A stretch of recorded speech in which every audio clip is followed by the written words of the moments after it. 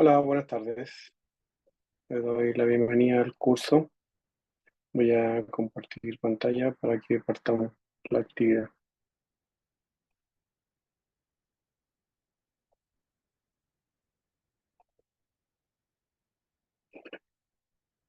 Bien, buenas tardes. Este es el curso de migración de sistemas operativos Windows, el módulo 1, Introducción al entorno Windows. Como resultado del aprendizaje, lo que esperamos es entregar una base sólida de administración efectiva del sistema operativo Windows, abarcando desde conceptos fundamentales hasta aspectos más avanzados como la gestión de recursos y la red. Cabe destacar que el sistema operativo Windows, ya sea para usuarios o entornos empresariales, tiene diversas herramientas. Eh, el primero se enfoca en la administración de recursos del hardware básicamente y sus dispositivos periféricos. Y en el caso de los sistemas operativos Windows Server, además de administración, de administrar los componentes de hardware del servidor propiamente tal, también permite la administración de dispositivos o activos dentro de una red. Es decir, administrar políticas de configuración, de seguridad, usuarios, etcétera. Ahí vamos a ir avanzando. La estructura de la sesión, básicamente vamos a ver tres grandes tópicos, que es un sistema operativo, historia de los sistemas operativos Microsoft y sistema operativo de usuario y de servidor. Y con esto les hago un resumen y cierro. Vamos a partir con lo primero que es la importancia de los sistemas operativos. ¿Cuáles crees tú que son las principales funciones que un sistema operativo se hace cargo? Y les doy unos minutos para que piensen, si tienen alguna idea de cuáles son las principales funciones que los sistemas operativos cumplen en, en los computadores, laptops, servidores. Un poco estas son las respuestas que vamos a ir respondiendo a lo largo de la clase. Entonces, primero que todo, ¿qué es un sistema operativo?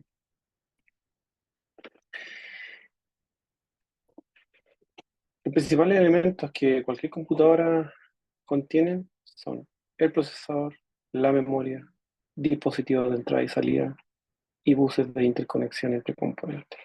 Estos son los cuatro componentes que podemos identificar en cualquier máquina, ya sea laptop, PC de escritorio, eh, gaming, si que alguno conoce, o ya servidores en entornos empresariales. Siempre va a haber un procesador, una memoria, dispositivo de entrada y salida y buses de interconexión entre esos componentes. Claramente que estos componentes van a variar dependiendo de la función que cumplen, con el objetivo que fueron eh, eh, diseñados y a los servicios que ellos probablemente van a dar respuesta. Entonces, dependiendo del tipo de dispositivo, estos componentes se podrían ser intercambiables. Por ejemplo, en teléfonos, en celulares, es muy difícil cambiar componentes, a lo más la batería. En laptop, en algunos permite agregar memoria, otros discos duros, en los PC más de escritorio, los antiguos tarros, eh, ya permiten de hecho permiten cambiar casi completamente dependiendo de las características de la placa madre, pero básicamente todos sus componentes pueden ser intercambiables dependiendo del tipo de máquina que estemos hablando. Y ahí pasamos desde los computadores personales, notebooks, tablets, etc. Distintos elementos que de alguna forma permiten ir haciéndole cambio al hardware, siempre con el foco de cuál va a ser el propósito que ese dispositivo tenga. Y acá hay una imagen que es estándar, digamos, de una placa madre de un computador de escritorio, donde tenemos el módulo central, que es el procesador, esta parte gris, que normalmente es un cuadrado con muchos pines que se inserta acá, es decir, el procesador. Luego tenemos las ranuras de memoria, que son estas azules que están acá, normalmente son expansibles. Eh, eh, que son un elemento muy importante del procesador, dado de cómo trabajan en conjunto. Luego tenemos los dispositivos de entrada y salida, que básicamente son conectores, que después estamos hablando de conectores de impresora, eh, monitores, mouse, teclado, y cualquier elemento que podamos conectar al computador. Y los buses de interconexión entre componentes son básicamente es todo el circuito que hay, que no sé si alguien ha visto alguna vez, pero estas placas por debajo tienen muchas líneas que digamos que son los circuitos o los buses de interconexión entre los distintos componentes. Aquí también vemos puertos con una ranura de extensión PCI que se pueden instalar tarjetas de red. Acá hay una GP que es una ranura para tarjetas gráficas, eh, etcétera. Están los conectores de discos duros o disquete antiguamente, o otros dispositivos de lectura de dispositivos digitales o magnéticos. Eh, Esto es lo que es una placa madre que más o menos estándar. Hoy día han cambiado un poco, pero más o menos los componentes son los mismos. Eh, el sistema operativo básicamente es un software que es un intermediario entre el usuario y el hardware, que en este caso el hardware son los componentes como procesador, memoria, dispositivo de entrada y salida, buses de conexión eh, y memoria básicamente. Entonces, el software actúa como intermediario entre el usuario y el hardware de la computadora, por lo tanto tiene funciones principales. Y aquí estas son cuatro principales funciones que los sistemas operativos eh, poseen como características base. La primera, como ya lo dijimos, control de acceso al hardware. Regula el uso de los recursos del hardware por parte de los programas. Es decir, el sistema operativo es capaz de administrar los recursos. Si hay alguna aplicación que está corriendo y requiere más memoria, él administra esos espacios de memoria, prioriza funciones del sistema operativo versus las aplicaciones, o si el, el sistema operativo en ese momento está más con baja carga de procesamiento, le da mayor prioridad a alguna aplicación. Lo mismo pasa con la memoria y así. Y también administra también la forma de guardar los archivos. Y aquí va la segunda función, administración de archivos y directorios. Los computadores o la mecánica de guardar estructuras de datos en dispositivos magnéticos o digitales es una forma que a primera vista no es tan fácil de comprender porque básicamente son ceros y unos. Por lo tanto, el sistema operativo es capaz de interpretar esos ceros y unos y armar una estructura de árbol que normalmente conocemos como carpetas, directorios, subdirectorios, etcétera. Y el sistema operativo lo que logra es ab- abstraerse de esa programación de más bajo nivel y generar una versión que sea comprensible para el usuario y donde cada uno de ellos tenga súper claro dónde administrar los archivos, cómo guardarlo y que el usuario tenga súper claro cómo encontrar básicamente esa información. Y adicionalmente, el sistema operativo es capaz de, a petición de las aplicaciones, ir a capturar un archivo, leer un archivo o ir a guardar o reemplazar un archivo. Eso es súper importante.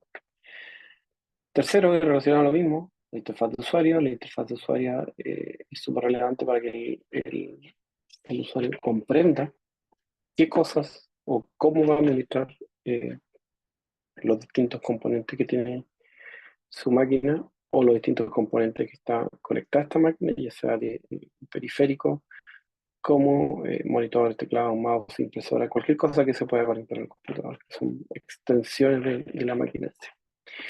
Y por último, y una de las más importantes, administrar aplicaciones.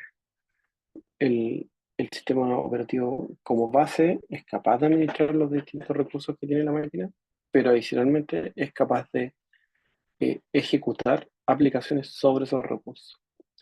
Y ahí el sistema operativo es un intermedio por el cual a través de las peticiones de las aplicaciones va dando recursos de acuerdo a la necesidad, que obviamente detrás de eso hay un usuario que está haciendo peticiones. Y y funcionalidades que son propias de cada aplicación. En definitiva, vamos a tener en esta pirámide al usuario como el, la persona que de alguna forma interactúa directamente con los software de aplicaciones, ya sea aplicaciones de ofimática, entretención, juegos, redes sociales, comunicación, etc. Pero estos siempre van a actuar sobre una capa de sistemas operativos. Y aquí estamos hablando como Windows, iOS, macOS, Fedora, Android, cualquier sistema operativo que de alguna forma esté instalado en un dispositivo electrónico. Y sobre eso, o encima de eso, va a estar la capa del hardware. Como vemos ahí, una placa madre chiquitita, dispositivos USB, entrada, salida, cámara web, discos duros, monitores, mouse, etc. O sea, de alguna forma, el sistema operativo está en una capa intermedia entre los usuarios del aplicativo y el hardware. Ujú. Entonces, hay tipos de sistema operativo según su funcionalidad de núcleo, o según su modelo de comercialización y distribución, o según su administración de procesos. Y en este sentido, por ejemplo, en la clasificación por núcleo tenemos los monolíticos o micronúcleos.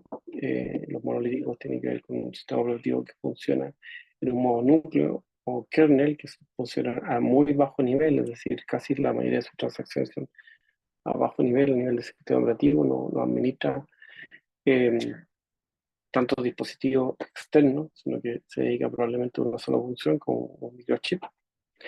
Micronúcleo minimiza las funcionalidades al núcleo y delega la mayoría de las tareas a servidores o espacios de usuario, es decir, es como el común de nuestro eh, sistema operativo, que de alguna forma tiene un solo núcleo y administra todas las tareas al resto del espacio.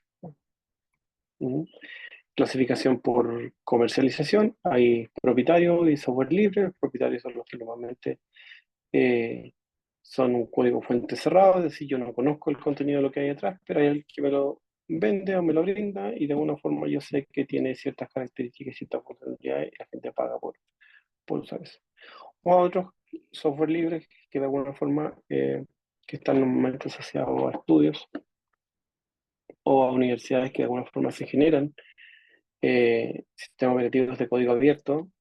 Por ejemplo, Linux. Linux es un sistema operativo de código abierto, y como el código es abierto, ha habido iniciativas en las cuales hacen como versiones distintas a Linux, o sea, toman como base Linux y le hacen mejoras, como es por ejemplo Red Hat o Ubuntu, que de alguna forma son versiones que ocupan el corazón de Linux, pero que de alguna forma hay empresas o agrupaciones que han tomado este sistema operativo y le han hecho mejoras.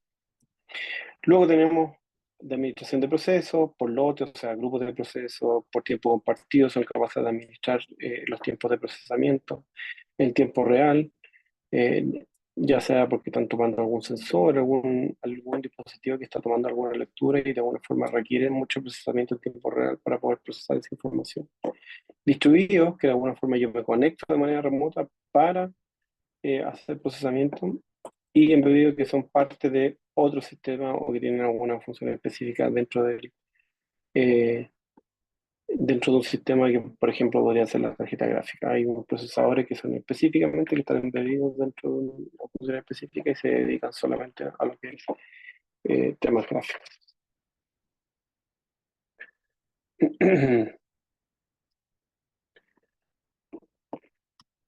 Requerimientos. Cada sistema operativo va a tener siempre un nivel de requerimientos mínimos para que estos puedan funcionar. Por lo tanto, y estos requerimientos están eh, asociados a, eh, a los requerimientos mínimos de hardware. Es decir, qué es lo que necesita este sistema operativo mínimo para poder correr con cierta holgura. Eh, y eso siempre dependiendo, y esto es el segundo punto, es bien importante, siempre dependiendo del uso que le va a dar el usuario. ¿Qué digo esto? Porque si bien hay un requerimiento mínimo para que el sistema operativo tenga espacio para poder instalarse, tenga espacio para, en términos de memoria, correr, tenga una suficiente capacidad de procesamiento para poder ejecutarse, la evaluación de los requerimientos mínimos tiene que ser un poco más allá. Tiene que ser no solamente lo mínimo que el hardware eh, es capaz de soportar en términos de sistema operativo, sino que también para qué le voy a dar uso. Porque si, por ejemplo, lo voy a ocupar eh, un equipo como para ofimática, probablemente los requerimientos del sistema operativo voy a necesitar un poco más de lo que me estaba pidiendo el sistema operativo para que la máquina funcione bien. Pero sin embargo, estamos pensando en trabajo de diseño gráfico profesional, donde haya que procesar procesamiento de imagen o video, probablemente voy a tener que dimensionar esa capacidad adicional al requerimiento mínimo del sistema operativo, con más memoria, con más disco, con más procesamiento, etc. Entonces, de alguna forma, el dimensionamiento de la máquina y los requerimientos de hardware para un sistema operativo siempre tienen que estar ligados a, cuál va a ser el uso que yo le voy a dar.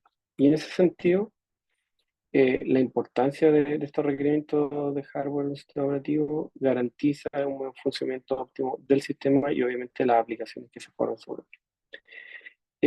Los factores a considerar de ese requerimiento, como ya lo decía, tienen que ser el procesador, la memoria, espacio en disco o alguna otra característica específica del uso que le voy a dar a esa máquina y a ese sistema operativo. Y por último, la adaptación del sistema operativo a las diferentes configuraciones de hardware. Por ejemplo, que soporte una amplia gama de dispositivos. Hay sistemas operativos como Windows que son bien estándar, que son capaces de correr sobre muchos tipos de máquinas o muchos fabricantes. Y por el contrario, por ejemplo, los sistemas operativos de Mac, Mac OS, funcionan solamente en dispositivos Mac porque tienen una arquitectura y un diseño distinto. Eso lo hace que sean eh, de específico uso de ese tipo de equipamiento.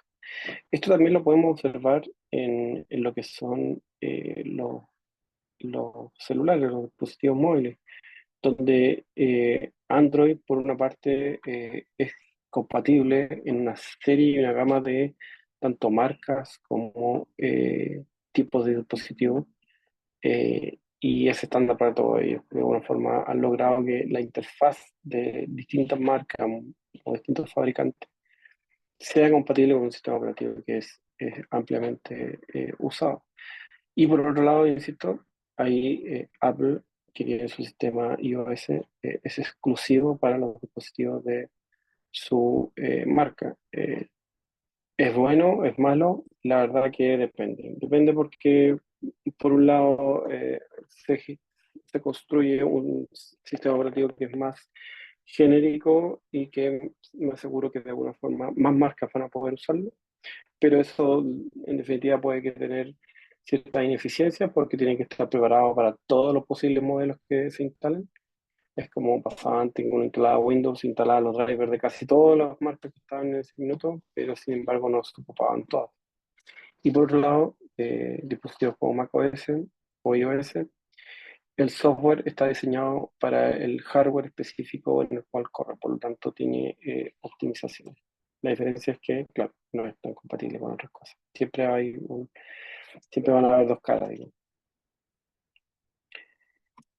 En, en definitiva, la, la gestión de recursos en un sistema operativo es clave, o básicamente es su misión, o es la razón de ser de un sistema operativo. Eh, Básicamente va a gestionar tres tipos de recursos: los procesos, que va a manejar todo lo que es el control de ejecución de procesos y la asignación de recursos, es decir, yo levanto un proceso, la aplicación, etcétera, y automáticamente, de alguna forma, estos procesos, estas aplicaciones, el sistema operativo dice, bueno, ¿cómo te atiendo? Necesitas memoria, necesitas procesamiento, necesitas disco, necesitas eh, enviar alguna información a algún dispositivo de salida o capturar la información que viene a un dispositivo de entrada y llevarla hacia algún proceso. Ese es un primer pilar importante. Segundo, es la administración eficiente de la memoria. La memoria es súper relevante porque El procesador básicamente genera cálculos. Cálculos que necesita ir guardando y administrando, y de alguna forma hay una jerarquía de tipos de memoria que de alguna forma ayudan o apoyan a este proceso. A mí me gusta hablar de la memoria como una analogía que es, que es como el escritorio. El escritorio es los cajones y las cosas que tenemos a mano. Entonces, en la medida que la medida sea más rápida, significa que tenemos más cosas disponibles en nuestra mesa de acceso inmediato. Por ejemplo, puede ser un mouse, cosas o herramientas que yo tengo de rápido acceso, unas notas. Las aplicaciones pueden ser documentos que yo también tengo acceso, entonces si las voy a ocupar o no requiero de esa información, las voy a tener encima de la mesa y voy a poder acceder rápidamente. Sin embargo, ya hay dispositivos como los discos duros y ese tipo de cosas, eh, pasan a ser como la cajonera, donde de alguna forma, si requiero algo, ya tengo que moverme, ir a buscar, según un cierto orden, abrir el cajón, sacar esto, traerlo a la mesa y de ahí ocuparlo, y si cuando ya lo dejo ocupar, me lo llevo, lo dejo guardado. Entonces la gestión de la memoria es súper importante y de alguna forma el sistema operativo se hace cargo de eso. O sea, toda esta analogía que hago yo del escritorio es el sistema operativo que está decidiendo en base a la prioridad que yo estoy y las cosas que le estoy pidiendo, de si guarda esto, en definitiva en memoria, lo descarta, a petición del usuario lo guarda en disco, por lo tanto lo saca de memoria, etcétera. Va haciendo todas esas transacciones.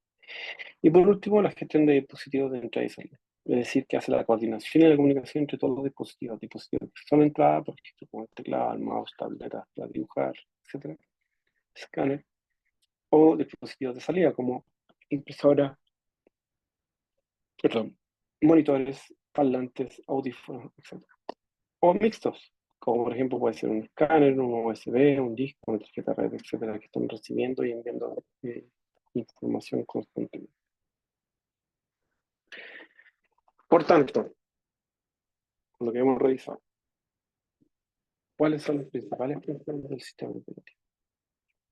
Y aquí les dejo un minuto para reflexionar.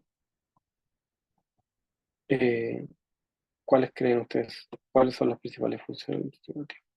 Entonces, tenemos, primero, la gestión de procesos, que es toda la administración de las aplicaciones o las instrucciones que el sistema operativo necesita ejecutar para que ciertas cosas pasen. Abrir aplicaciones, procesar información, guardar datos.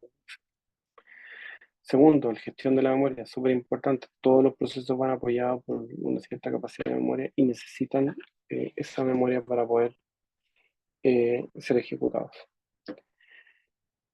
Tercero, la administración de dispositivos de entrada y salida. Es decir, el sistema operativo tiene que ser capaz de poder comunicarse y hablar en el lenguaje de los dispositivos de entrada-salida, es decir, tiene que ser capaz de comunicarse con un monitor, con una tarjeta de sonido, con una impresora, con un escáner que le entrega información, con un mouse, con un teclado, etc. Entonces, él tiene que ser capaz de administrar todos esos dispositivos. Así que esos son los tres elementos que de alguna forma el sistema operativo maneja: procesos, memoria y administración de dispositivos de entrada-salida. Vamos a la historia de los sistemas operativos.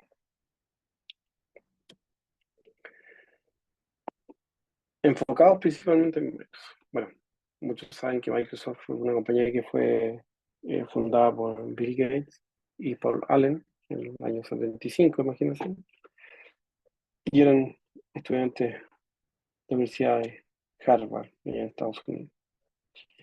Eh, Ellos partieron, imagínense, el 75, pero ya partieron con su primera versión de sistema operativo en 1981 con Microsoft DOS.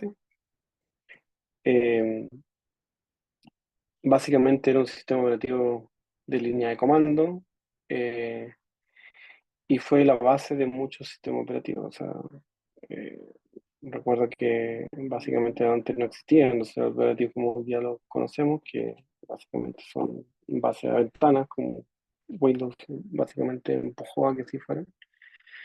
Y casi todos los dispositivos o este sistema operativo que era fuertemente tipiado, digo, porque eran con línea de comando, muchos de los recursos que se ocupaban eran en base a línea de comando. O sea, uno quería ejecutar algo, tenía que saber la línea de comando específica para poder ejecutar, llamar un programa y se abría desde ahí el programa y después tenía mecanismos para salir, pero no había un entorno gráfico en el cual carecía totalmente de un entorno gráfico en el cual eh, uno pudiera decir, ah, mira, este es mi entorno de trabajo, tengo elementos, archivos, no, todo acá era simplemente ir descubriendo lo que tenía el sistema por dentro en términos de carpeta, archivos, etcétera, saber los permisos, comandos, parámetros, para que el sistema operativo me fuera entregando información de lo que contenía. Era un sistema operativo bastante más básico en términos de profundidad, eh, pero va a ir mucho más eficiente, con muy poca memoria.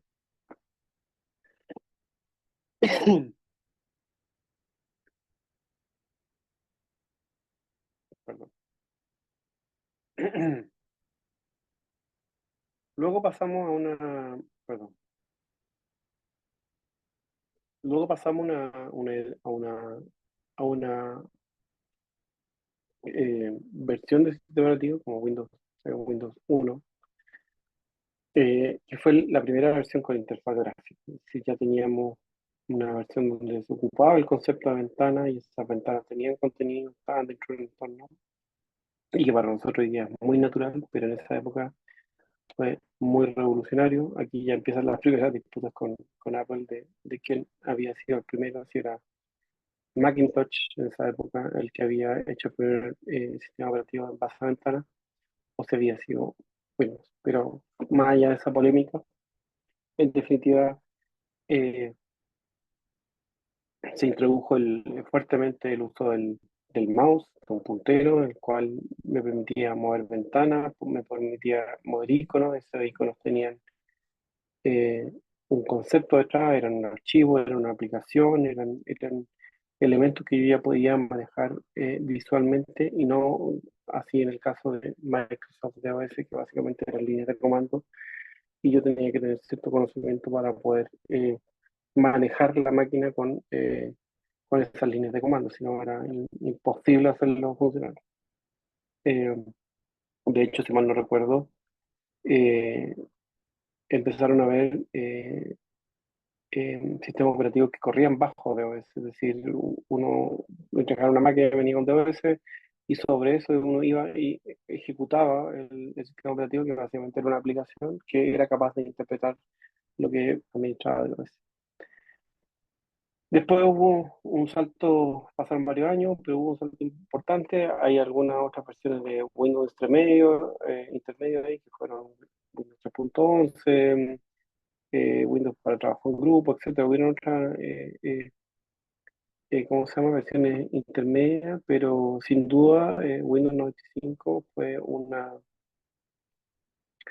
salto en términos gráficos. Era una gráfica mucho más mejorada versus su versión anterior, que era Windows 3.11. Eh, y en definitiva hizo la introducción del botón de inicio como hoy día lo conocemos. Antes de esto solamente habían ventanas, leía mi PC y se podían hacer algunas cosas más de ahí, administrar archivos, correr aplicaciones. Pero ya con Windows eh, se introduce el menú de inicio y donde ya podemos agrupar y administrar lo que son las aplicaciones como ya lo conocemos. En paralelo ahí les comento que en esos años ya empezaron a aparecer fuertes las versiones de Office con versiones de Excel, Word, PowerPoint, etcétera. Era mucho más fácil de lo que existe hoy día. En definitiva, Windows marca un precedente en términos gráficos y cómo van a ser los Windows del futuro. Eh, 5 años después aparece, recuerdo que hubo una versión intermedia de Windows que fue Windows 98, pero en definitiva el otro salto importante fue Windows XP, el cual eh, yo diría que fue un sistema operativo que más duró y en alguna empresa me tocó verlo seguir funcionando entre los usuarios finales y que en definitiva entregó mucha estabilidad. Había muchos temas con Windows 95, muchas pantallas azules y se hizo malmente conocido por el tipo de pantallas azules que eran básicamente errores o problemas con los drivers entre sus componentes de dispositivos de entrada y salida. Eh, y finalmente llegó Windows XP, que era bastante estable. O sea, la verdad que uno era muy fácil de instalar Windows XP, eh, muy compatible con cualquier plataforma, con el dispositivo. Empezó el concepto de plug and play, que yo me compraba cualquier dispositivo, lo enchufaba y Windows XP era capaz de conectarse a su base de conocimiento y identificar cuáles eran los drivers y los dispositivos ya funcionaban de manera directa. Sí, yo creo que Microsoft ahí invirtió mucho en lo que fue la facilidad de uso para los usuarios, eh, y ganó mucho terreno respecto a los sistemas operativos a otros, ¿no? Básicamente en esa época no había más sistemas operativos, entonces existía Linux, con algunas versiones de Red Hat o Ubuntu, pero la verdad que la compatibilidad del soporte hardware y software era transversal, o sea, cualquier aplicación corría sobre este ambiente. Luego Windows 7, eh, que se empezaron a introducir mejoras significativas adicionales en lo que fue la interfaz de usuario, eh, y además consolidando el sistema operativo que ya lleva varios años ya eh, en evolución. Y finalmente en 2015, Windows 2010, a pesar que ya tenemos algunas versiones de Windows 2011, pero de alguna forma fue la unificación de la experiencia usuaria en multidispositivos. Windows 10 fue capaz de no solamente convivir en máquinas de escritorio, sino que también en tablets y también en algunos dispositivos móviles.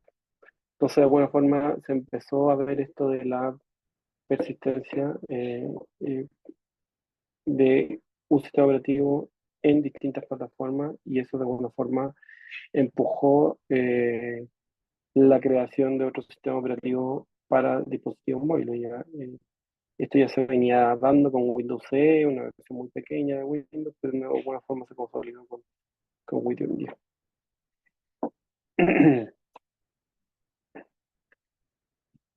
El sistema de archivo, pasando al tema del sistema de archivo Windows, que de alguna forma fue lo que hablamos al inicio, una de las funcionalidades que tiene el sistema operativo es la administración de archivos.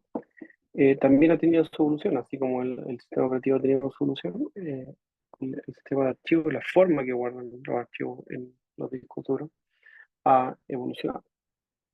Es así como al principio de los tiempos con Microsoft DOS, existía el formato FAT, el cual era compatible con una amplia gama de sistemas operativos, ideal para discos duros o dispositivos USB de menor capacidad, dado por el tamaño de paginación que hacía este tipo de formato. Y claro, tenía una limitación en el máximo archivo que llegaba solamente hasta 4 GB. En esa época 4 GB era bastante información, hoy día la verdad que es muy poca información, es por eso que esto tuvo que evolucionar, pero básicamente lo que pasaba en esa época, yo creo que de la manera que era fácil llegar a esa cantidad de datos, tenía que ver con generar planillas Excel, con muchos cálculos, con muchos datos, y el problema y ya había una aplicación que se llama Access que manejaba esos datos, es que tú llegabas a esa capacidad y el archivo se corrompía, o sea, no había forma de abrirlo. eh, Era muy difícil. Y ojo ahí el tema respecto al tamaño de la partición. Porque las particiones son los espacios que yo reservo en un disco duro. Hoy día estamos hablando que tenemos discos de 1 tera, 2 teras, 4 teras en una máquina sin problema. Pero en esa época los discos eran bastante más chicos. Entonces, si ustedes pueden ver, tiene un máximo de partición de 32 gigas. Es decir, si yo tenía un disco de 64 gigas, tenía que particionarlo en dos para poder ocuparlo y eran dos unidades dentro del sistema operativo. Dado esto, se crearon las versiones FAT32, FAT16, etcétera, 12, 16, 32, etcétera, y las cuales permitieron tener particiones de mayor tamaño y también soportar archivos de mayor tamaño.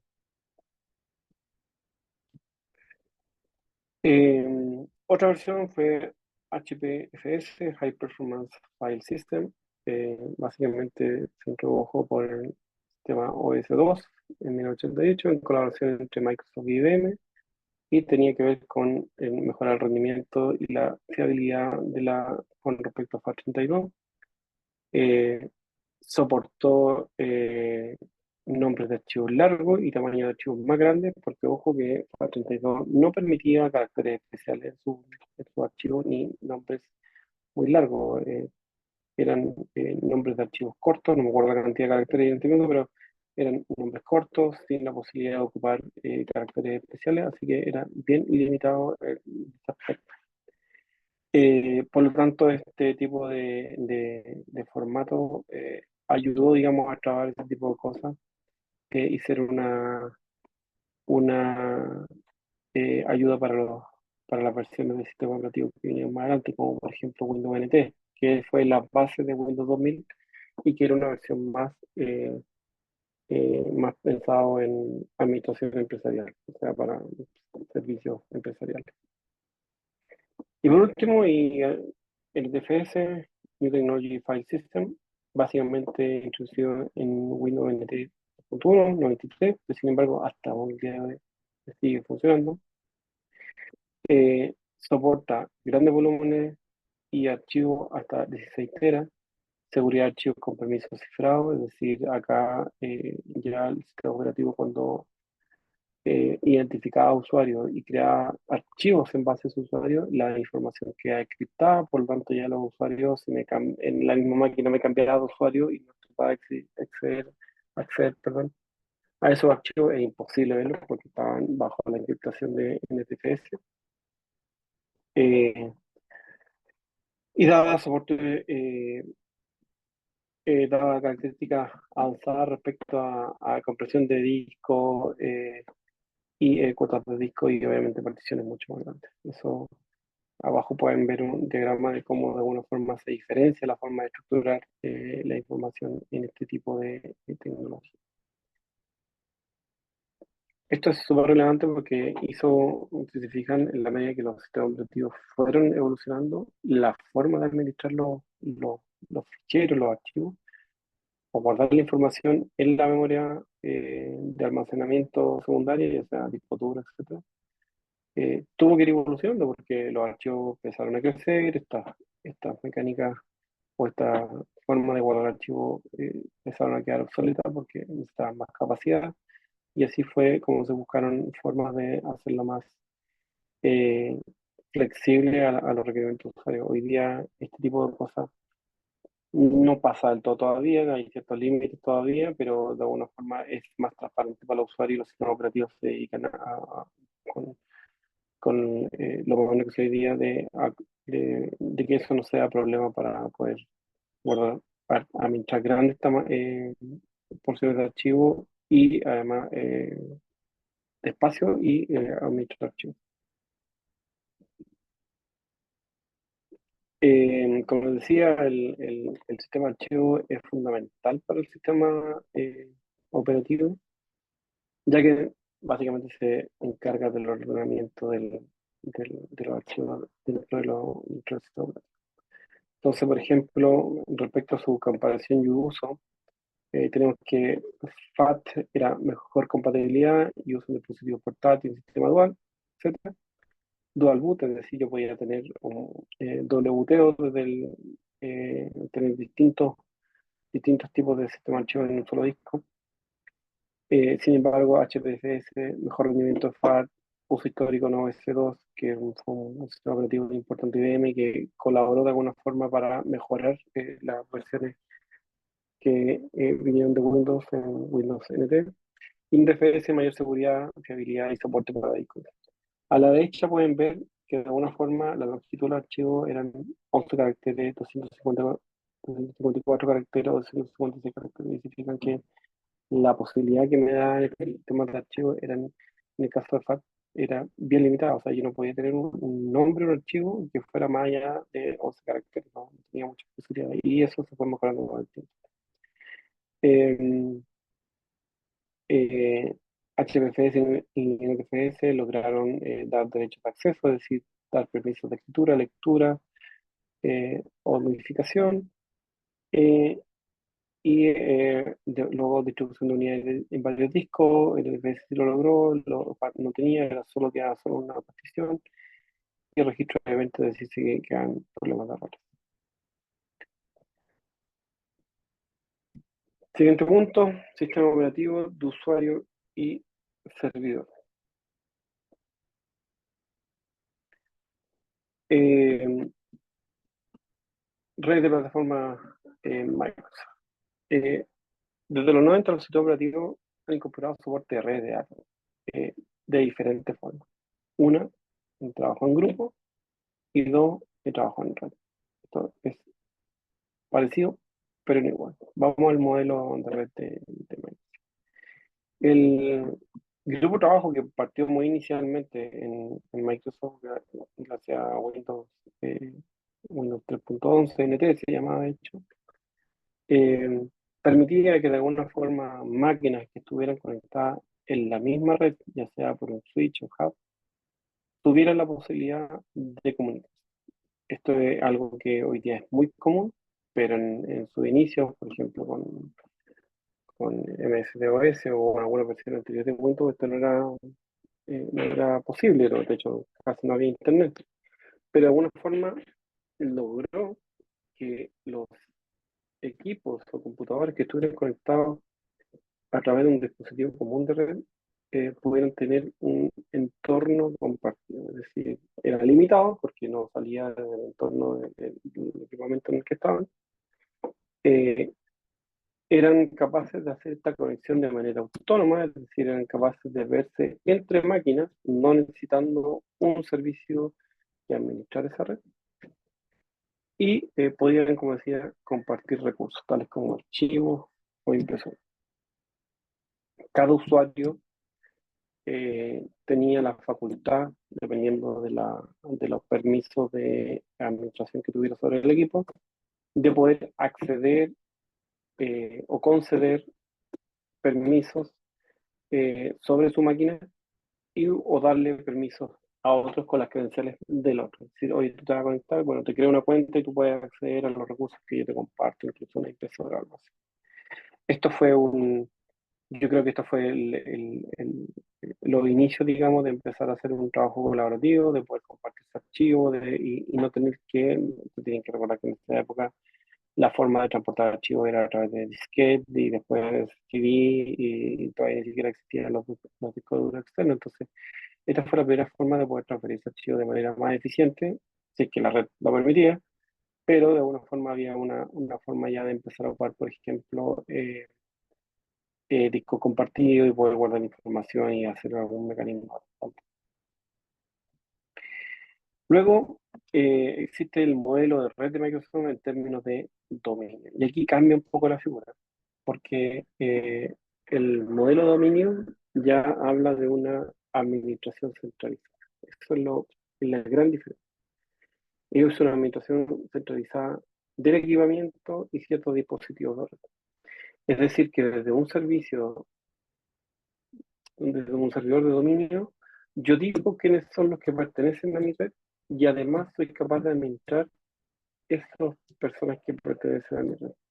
Entonces puedo aplicar reglas, procedimientos y estándares de manera empresarial y que facilita enormemente la administración. En el modelo antiguo, cada usuario era administrador de su equipo y se tenía obviamente los permisos sobre esa máquina. Por lo tanto, si yo era administrador de mi máquina, podía hacer de alguna forma darle acceso a todo el mundo o yo poder acceder a todos los que me lo permitieran. En este modelo la cosa cambia, porque de alguna forma dice, mira, yo voy a dar los usuarios se van a autenticar contra mí, contra el servidor de dominio, yo le voy a dar los privilegios en términos de uso, de utilización de aplicaciones o permisos a recursos compartidos que están también registrados dentro de mi red, y por lo tanto estas cuentas ya tienen una estructura, tienen una jerarquía, tienen permisos, tienen atribuciones, tienen prohibiciones también, y por lo tanto también puedo dar un acceso a ciertos servicios que están de manera remota. Entonces, esto de alguna forma es el modelo que hoy día conocemos, pero que de alguna forma fue evolucionando del modelo anterior que les mostraba de trabajo en grupo al de dominio. Dominio básicamente porque soy capaz de administrar todos los componentes que están registrados en el. Es bien salto, es bien cuántico el salto que se hizo en este sentido. Respecto a la familia de sistemas operativos Windows, como les decía, en base, aquí dejé principalmente los principales.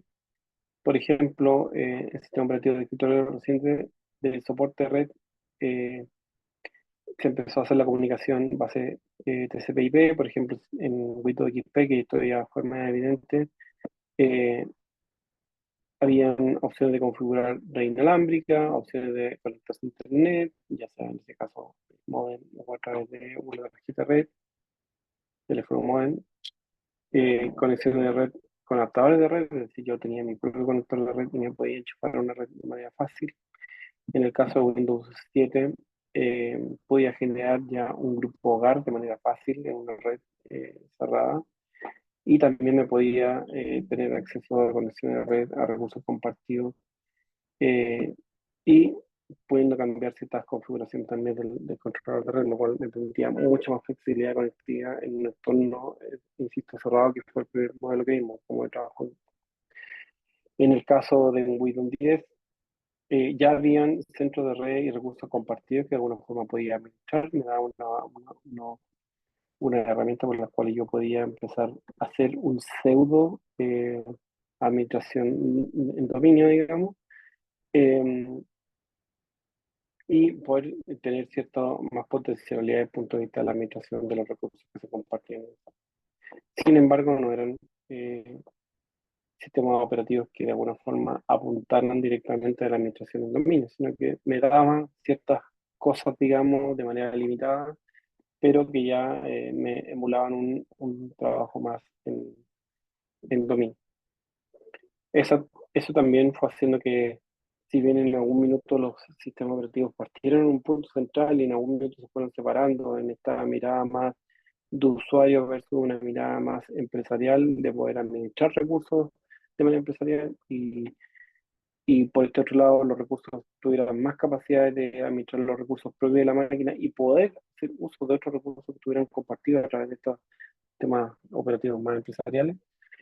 De alguna forma, en algún punto hubieron cosas que fueron comunes, como el poder administrar estos servicios desde las propias máquinas. Yo me acuerdo que en algunas versiones de Windows uno podía instalar eh, servicios como Internet Information Server, que más adelante los nombro, y que de alguna forma podía armar un pequeño servidor FTP, un servidor de página web, que era claramente local, pero sí con ciertas configuraciones lo podría haber expandido en Internet.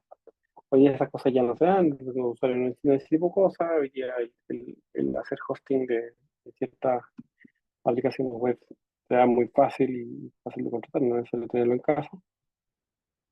Pero en algún minuto los sistemas operativos convergieron en eso, pero luego nuevamente se separaron porque se brindó más experiencia de usuario y otro tipo de experiencia a los usuarios de escritorio versus eh, en un sistema operativo más empresarial que busca administrar distintos recursos dentro de la red. Respecto a la familia Windows Server, bueno, ya hemos hablado un poco, Windows Server 2003, 2008, 2012, 2016, que de alguna forma, si ustedes van viendo su evolución, la base fue mucho Windows 2000, y Windows 2000 fue basado en Windows NT, que fue un poco el precursor de todo este sistema de archivos y de estructurar un servidor mucho más robusto. En Windows 2008, por ejemplo, ya vemos temas de mejora de los FTP, los servicios DNS, soporte para procesadores de 256 núcleos. Como ustedes se dan cuenta, este tipo de sistema operativo de alguna forma escaló en qué tipo de recursos tenía que administrar, porque mientras que los procesadores o la arquitectura de los PCs de escritorio seguían en 16 bits por mucho tiempo, las máquinas que se hacían para este tipo de sistema operativo, o al revés, las máquinas requerían un sistema operativo que pudiera administrar otro tipo de arquitectura, 32 bits o superior. Y también CPU y memorias de mayor capacidad, discos duros con mayor capacidad, de mayor velocidad y de alguna forma estos sistemas operativos fueron evolucionando en ese sentido, es decir, poder administrar eh, procesadores con mayor capacidad, poder procesar una múltiple tarjetas de red o rack de disco duro, etcétera, fueron evolucionando para poder también administrar mayor capacidad de hardware, básicamente.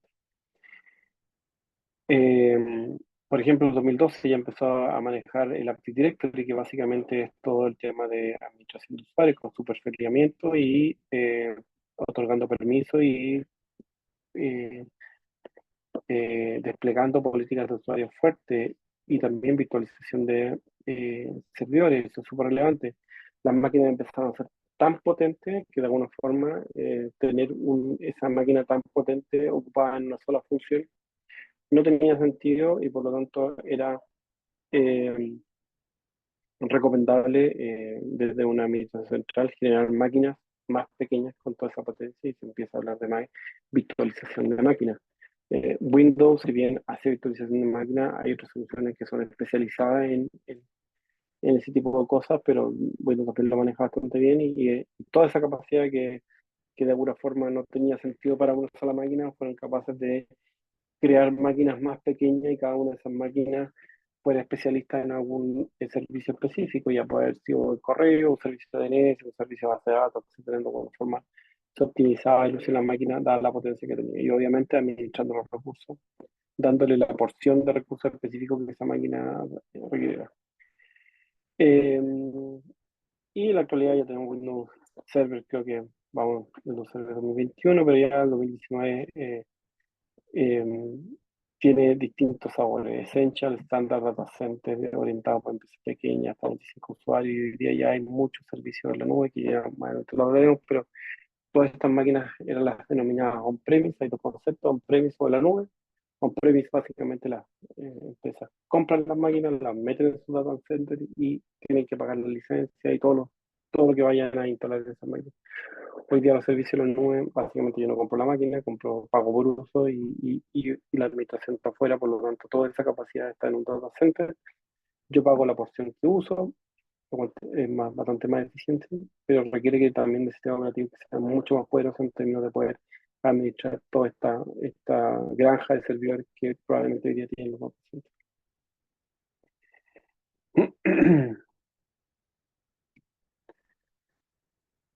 Otro punto importante que en la medida que estos sistemas operativos empresariales fueron eh,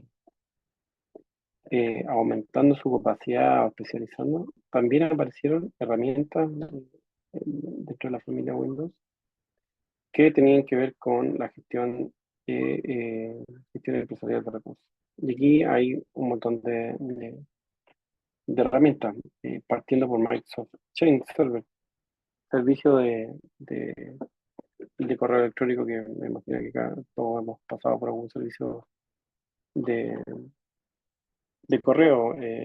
En un inicio, básicamente lo único que daba los servicios de correo era Microsoft a través de Windows Server o Microsoft Exchange. Esto ha cambiado, hubo un giro importante cuando Gmail sacó su servicio, Yahoo, sus servicios de correo que eran a través de web. Pero desde el punto de vista de soluciones empresariales, Microsoft Exchange hasta el día de hoy es una solución súper potente respecto al servicio de correo electrónico. Otra herramienta bien potente es SQL Server. Me tocó trabajar ya hartos años en mi carrera con esta herramienta. Básicamente, administración de base de datos, es la base de datos y la administración de la base de datos para ya la implementación de soluciones y manejo de grandes volúmenes de información.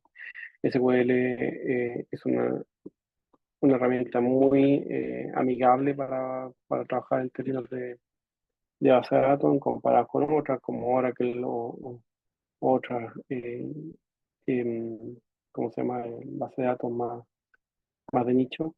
SQL de alguna forma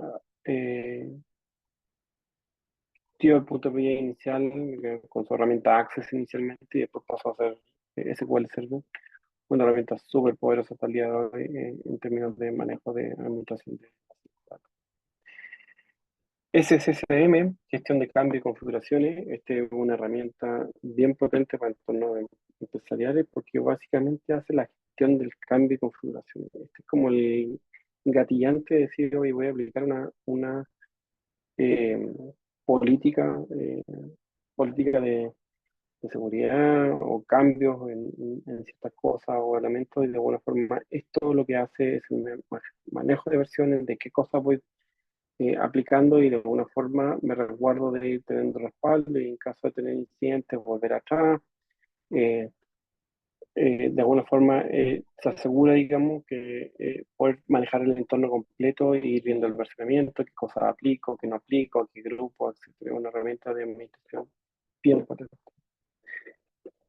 Internet Information Server, que se lo mencioné en su minuto, muchos años usado, un servicio que te permitía montar páginas web, es decir, regionar un directorio donde tú ponías los elementos de las páginas web y desde ahí poder exponerlo a internet y que básicamente esa máquina fuera el servidor de hosting para aplicaciones web. Así que muy potente Internet Information Server. Hoy día hay mucha oferta respecto de cómo armar servicios web y lo que lo rodea, porque aquí hay servicios de FTP, de transporte de archivos, servicios de aplicaciones, de almacenamiento de datos, etcétera. Hay una serie de herramientas que van en esta línea.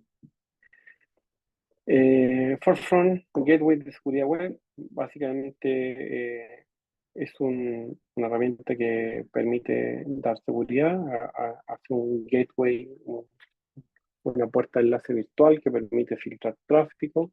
Hay gateways que son dispositivos hardware duro que vienen con software dentro, pero esto también permite la máquina específicamente que tenga esta herramienta armar un gateway a nivel de software, que lo cual es muy utilizado porque da mucha flexibilidad.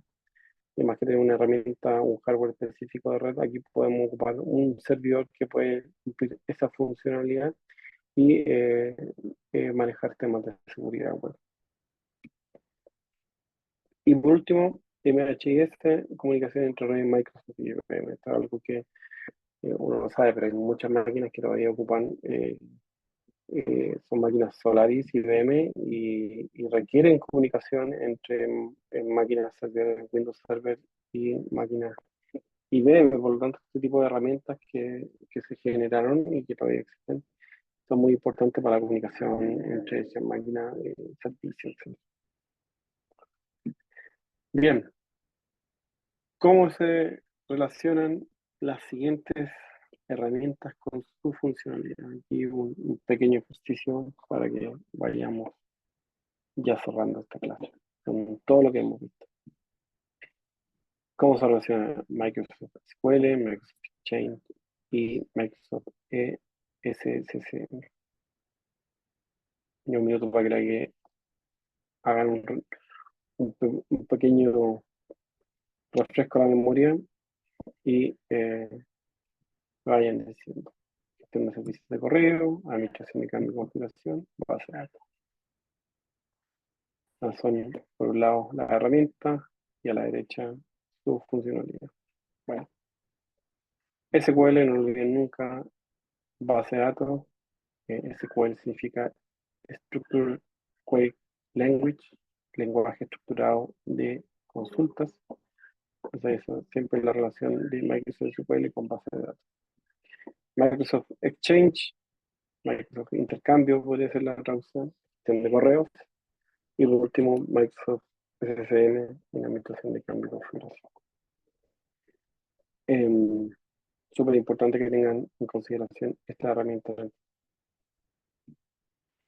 Bien, y para ya ir cerrando, básicamente algunas conclusiones. Primero que nada, sistema operativo, control de acceso del hardware, administración de archivos, directorio, interfaz de usuario y administración de aplicaciones. El sistema operativo es el corazón desde el punto de vista del software, de cómo se administran los recursos en la mente. Así como el procesador es el corazón del hardware en términos del procesamiento de los datos, El sistema operativo es el centro neurálgico desde el punto de vista del software de cómo se administra la máquina y cómo se ocupan los recursos. Súper relevante. Respecto a la historia de los sistemas operativos, como vimos, desde el Microsoft, desde los inicios, y por eso es tan relevante, digamos, ha estado trabajando, desarrollando, innovando y evolucionando su sistema operativo y se ha ido adaptando a las necesidades eh, que han tenido los entornos empresariales, los usuarios y además, como decía, cómo fue evolucionando el hardware y cómo se tuvo que empezar a hacer software en base a ese hardware que requería cada vez más potencia, administración más de recursos, y se fue adaptando y con esa potencia se fueron creando nuevos servicios y por ahí también las herramientas que vi. La importancia de la diferenciación entre sistemas operativos de escritorio y de red. Sistemas operativos de escritorio para usuarios normales, administración de los recursos propios que están en la máquina y la posibilidad de conectarse a servicios que estén disponibles. Versus sistemas operativos de red, los cuales son capaces de no solamente administrar los recursos de la máquina en particular, sino que administrar los recursos de otras máquinas y disponibilizar recursos para esas máquinas.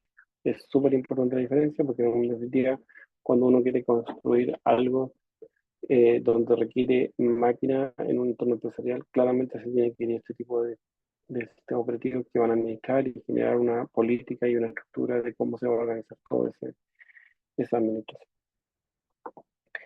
Y por último, la presentación de la familia de Windows Server, que básicamente para entornos empresariales no solamente son los sistemas operativos de Windows Server, sino que son las herramientas que además soportan para la disponibilidad y, o sea, dejar a disposición de los usuarios otro tipo de servicios, servicios de red, servicios de internet, servicios de administración, servicios de seguridad.